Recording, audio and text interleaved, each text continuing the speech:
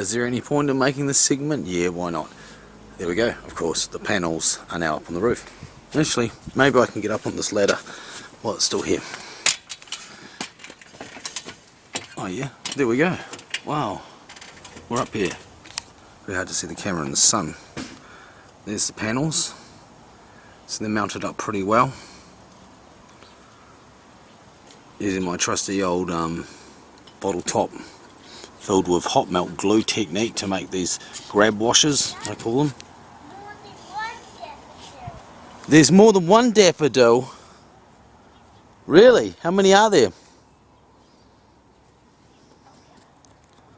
Okay, Amon's going to go and count the daffodils.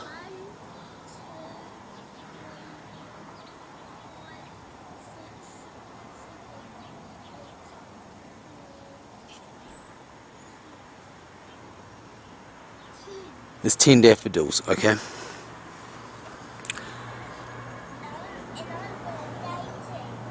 Very good, you got a daisy. So, there's the panels. There's my, grab washers. I've still got some of these. I've still got the old drywall screws or whatever they are that I was using before I got some of these decent leg bolt type things. A couple of them to replace. But that's about it. I'll put the cable down, did the siliconing, won't be able to see under there. Oh, that was almost a bit of a messy nightmare, but I got it siliconed up on the jar, on the lid. And learned that 12 hours curing on a cold winter's night is not enough time for silicone to cure. But the cables are coming down the snake now, and here they are sitting in this tree. And I'm just going to poke them in the shed and connect them up. Probably do a jerry rig to begin with, just clip leads and whatnot, just get it going today because I've got to go out later. So there we have it. That's my 70 watt and 25 watt solar panels put up. Oh, I may film the connections, or I may not, we'll see. Okay, so here we're looking at the completion of the wiring of my two new panels. And first of all, I'll actually show the negative connection. It's this wire here coming in, and it joins to this bus bar here. Now this is unusual because in my setup all my solar negatives are connected to this top bus bar here, and the reason why that is because there's a shunt here between the solar negative and the system negative, and that shunt is to allow the ammeter over here to read the current. I've deliberately connected these panels to the system negative because I do not want their output to show on this meter, and the reason why is because here they are over here. This is the output from the 70 watt panel, and as you can see I've just done a quick and dirty clip lead connection, and this is feeding extra charge into my flooded deep cycle battery bank for the night batteries. And this is the 20 watt or 25 watt panel, and that's connected ultimately to this Morning Star, but it's also connected to my charge booster. Now 25 watts isn't going to add a lot to it, considering that through this here, these batteries, these gel cells, are actually connected to the main array, which can supply a lot more amps. But the reason why is because of one of the Morning Star's little sort of idiosyncrasies, one of its little foibles, is that if we don't pull up the voltage to the solar input high enough, it will not go into regulation when it's meant to. So you can see these light batteries, these gel cells, are fully charged, and the Morning Star is just sitting there holding them at 14.3. It's quite cold in here at the moment. However, watch what happens when I disconnect this panel. Oh no, the voltage is jumping up really high. Let's reconnect it really quickly. We don't want to melt them down.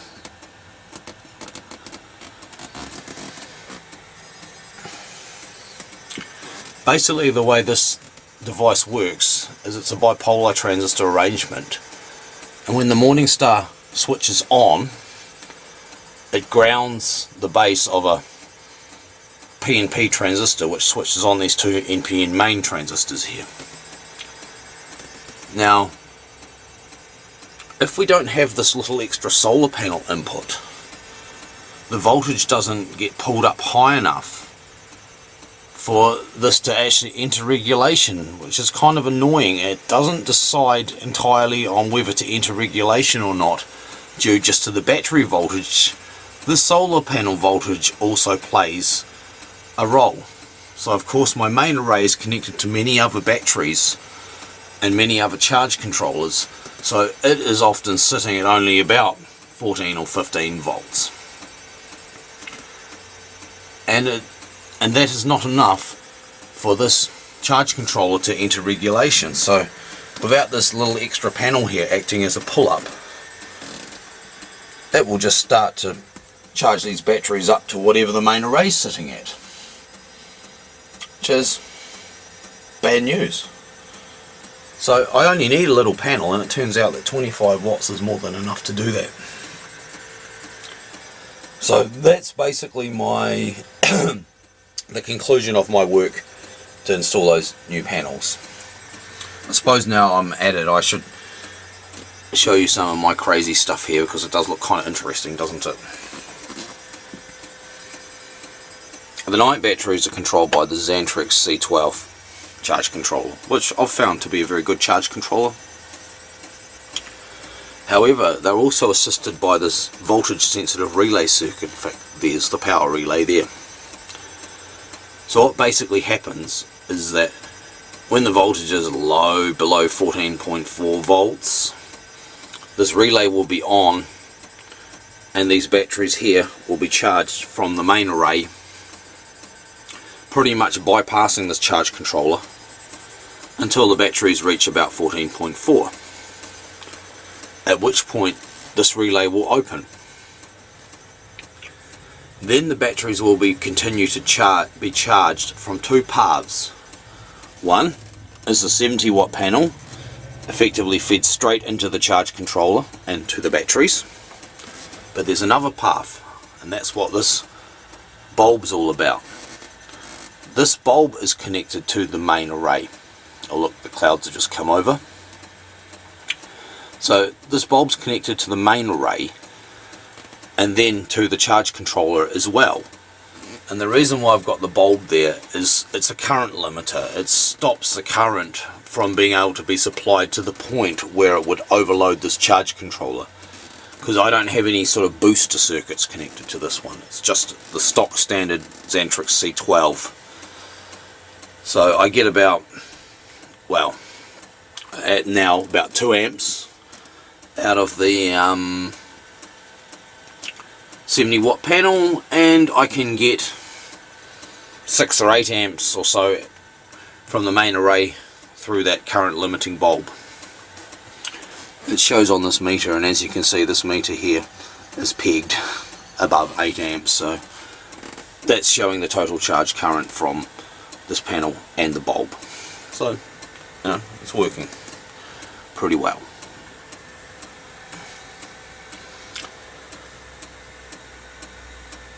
Sometimes it sticks, me stick, there we go. You know, I thought it was a bit lower since the clouds come over, so we're getting about 4 amps coming through really. This bulb is actually what's called an exciter bulb. It's out of an old 35mm movie cinema projector, and this was the bulb that would shine through the soundtrack to be picked up by some kind of photosensitive device like a photo tube, or a, I guess not an LDR, but you know, a photo tube probably. And it's rated at 10 volts 100 watts, so therefore at 10 volts, of course, at 100 watts it pulls 10 amps. It's turned out to be a really awesome constant current bulb for this arrangement. If I didn't have this, I'd probably just use a bank of 50 watt dichromic halogen bulbs, which I've done in other situations. but I thought it looks kind of cool. Kind of looks old Frankenstein kind of setup. Yeah, and I guess there is a certain degree of sort of steampunkiness, Frankenstein kind of stylings to the stuff that I set up, which I kind of like, you know. I'm going to get rid of all these clip leads, of course. Everything's always a work in progress. They get tidied up and removed as I get the time, and you know, that becomes a little project in itself to tidy up a connection such as this and make it proper. You know, we get around to it when we do. But you know, there's a few clip leads involved. I'm not actually going to go into any more about this Morningstar now until I actually make a full video on why that's like that and what it is. But this was mainly just to show my new solar panels, but I thought I'd show you a bit more on my board and what things do. And yeah, that will do. This will be another long video combined with the first part of getting the panels up. So see you later. Okay, one quick little tail piece. The sun's just come out beautifully now. These gels are pretty much fully charged. The flooded bank is getting into its final phase of charge, as the LED is telling me. How many flashes is that? 1, 2, 3, 4. And you'll notice that the lamp's flickering, the meter's quivering, if you can see that. My main ammeter is quivering. This little constant current bulb on this little regulated power supply is flickering. And the reason for that is because the Morningstar is PWMing, and the charge controller in my other shed, which is controlling a 400 amp hour AGM bank, and we're not looking at it by the way, that's in the other shed, it's fed via this wire here, is also PWMing in its sort of slower style, and that's what's making this perceivable fluctuation here as it switches in and out. So there we go. This is what's happening today with the solar rig. Getting some good charge in as the winter starts to fade away. The day of in-bulk coming up in about, well, less than a fortnight now. Fortnight minus a couple of days. You know, winter's starting to pass. It'll be a great summer of solar.